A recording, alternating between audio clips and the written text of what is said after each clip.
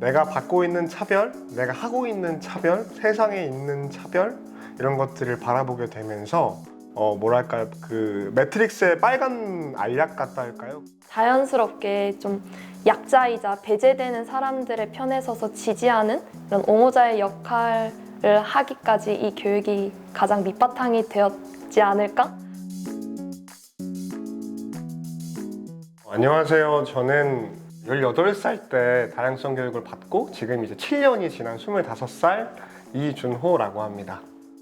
안녕하세요. 저는 사회복지를 전공하고 있고 저도 마찬가지로 7년간 함께 인연을 이어온 신은지라고 합니다. 반갑습니다. 일단 18살 2014년을 기억하고 있는데요. 그때 제가 부산에서 올라와서 그 교육을 받게 되었습니다. 지금까지는 계속 소장님이랑 궁금한 부분 있으면 계속 연결해서 이야기도 했었고, 아니면 SN을 통해서 궁금한 거 있으면 페메라던가 이런 메시지를 통해서 문의도 했었었고, 그리고 그때 받았던 친구들이 옆에 있는 준호님이랑 다른 친구들도 있는데 함께 지금까지 연락을 하고 있거든요. 그러면서 자연스럽게 이렇게 녹아들었던 것 같은데, 현재는 연구소가 사단법인으로 이렇게 전환되면서 또 이사로 활동도 하고 있고 지지해야 된다는 마음으로 임하고 있습니다.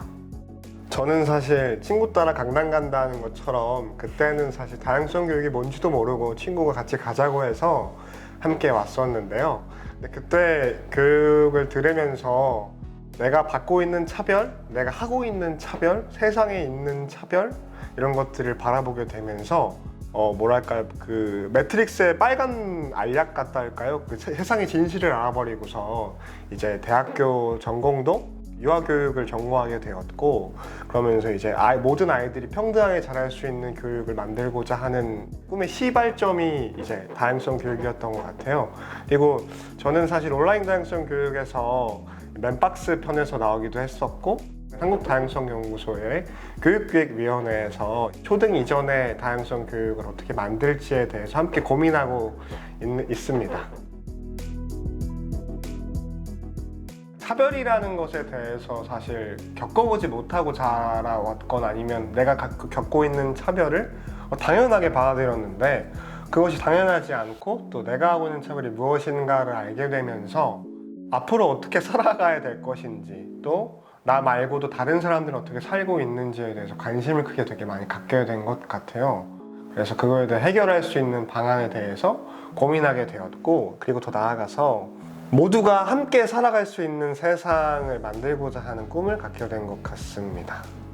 그 훈련 때 제가 자주 언급을 하는 게 그 13가지 차별에 대해서 저희가 막 움직였던 게 전혀 잊지 못하거든요. 그때 제가 울었었고, 울면서 옆에 이제 같은 연령에 있는 청소년들도 그렇고 스태프분들도 잠시 멈춤의 시간을 가지고 옆에서 같이 토닥여줬던 게 기억이 나요. 뒤늦게 이제 좀 진정되고 나서 제가 이야기했던 게 좀 너무 낯선 지역에 와서 낯선 질문을 받고 낯선 사람들과 함께 내 이야기를 할 수 있다는 그 프로그램에 있어서 좀 충격을 받았던 것 같아요. 그게 완전 움직이면서 하다 보니까 내 위치가 바둑판처럼 보였거든요.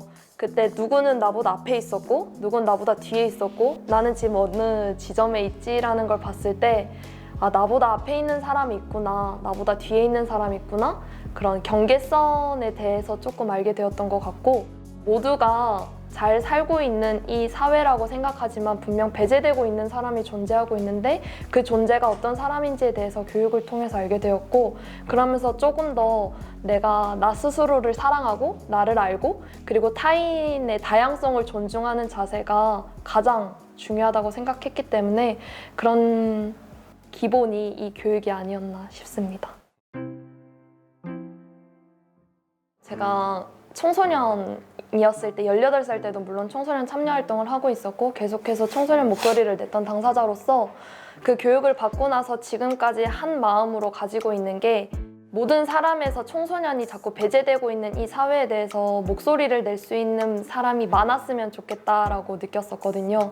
물론 지금 이제 비청소년이지만 청소년 지도사이고 이제 사회복지사로서 이제 실천을 할 때 모든 사람이 동등한 위치에 있다는 게 당연한 건데 그런 걸 무시하고 그냥 정상 범위에 있는 사람들을 기준으로 해서 청소년, 뭐 아동 아니면 뭐 노인 이런 소수자를 자꾸 배제하고 우리 경계선 위치에 올려놓는 것 자체가 굉장히 문제 있다고 느끼면서 자연스럽게 좀 약자이자 배제되는 사람들의 편에 서서 지지하는 이런 옹호자의 역할을 하기까지 이 교육이 가장 밑바탕이 되었지 않을까라고 생각하고 제가 석사도 계속 사회복지를 하고 있는데 그 전공으로 계속해서 매진하고 있는 결과지 않을까 싶습니다. 사실 저는 다양성 그 훈련을 받았을 때 가장 크게 바라보게 되었던 건 제 자신이었던 것 같아요. 그러니까 내 자신이 왜 이렇게 차별을 받았고 또 어떤 위치에 있고 그리고 또 이것이 왜 생겼는가를 고민하다 보니까 자연스럽게 아동기로 넘어가게 되더라고요. 그래서 이런 생각을 해봐요. 내가 혹시 그때 다양성 교육을 일찍 받았더라면 그리고 우리 모두가 다양성에 대해서 존중하고 있는 상태에서 내가 자랐더라면 내가 과연 그런 차별, 그런 어려움, 그런 불편을 느꼈을까? 라고 생각하니까 아닌 거예요. 그럼 내가 만들어보자, 그 세상을. 그래서 가장 중요한 아이들 그리고 아이들을 키우는 부모님을 교육하는 유아교육과로 선택하게 된 것 같고요.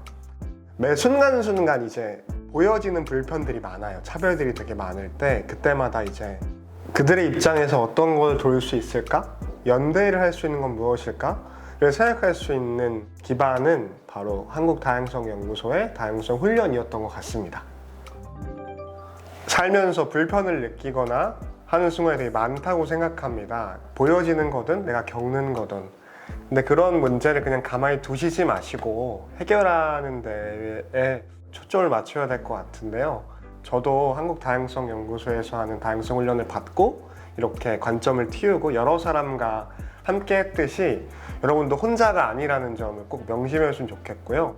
다 함께 같이 머리를 싸매고 함께 고민해 봤으면 좋겠습니다.